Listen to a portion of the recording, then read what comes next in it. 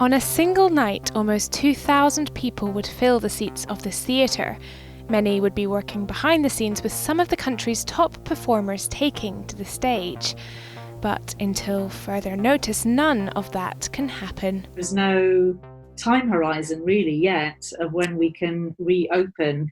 So we've all lost 90% plus of our income, and that's a pretty challenging situation financially.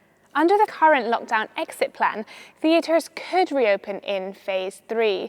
But with social distancing measures in place, nights out at the theatre would look very different to how they do now. Less than a third of these seats would be filled. Audience members would have to maintain a safe 2-metre distance, and there could even be a one-in, one-out policy for the bar.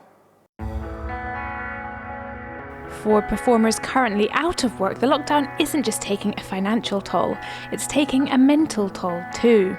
It feels in some ways like selfish to say that it feels rubbish, that this situation, that we feel this anxiety when you work in the creative industries and you know that there's so many people that are so much worse off than we are. But at the same time, I think it's important to say that it's not easy, because none of us do know how long this is going to go on for, that how long we can all go on not earning any money.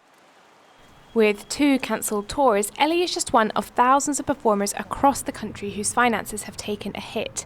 Creative Scotland say that to date they've handed out over 2,000 hardship grants to artists badly affected by the pandemic. The cultural and creative industries in Scotland, they are serious business. You know, there are 16,000 creative businesses and organisations in the country employing 87,000 people and generating 4.9 billion net income for the Scottish economy. Scotland's theatre industry may be facing a struggle for survival, but those who work in the sector are prepared to fight for its future. We were bombed during the war. The theatre had to be closed down and then reopened again. Then in the 80s, it then closed down again. So the Leith motto is persevere, and I think that's what the theatre embodies, and that's what we want to make sure that we persevere through this crisis. Polly Bartlett, STV News in Edinburgh.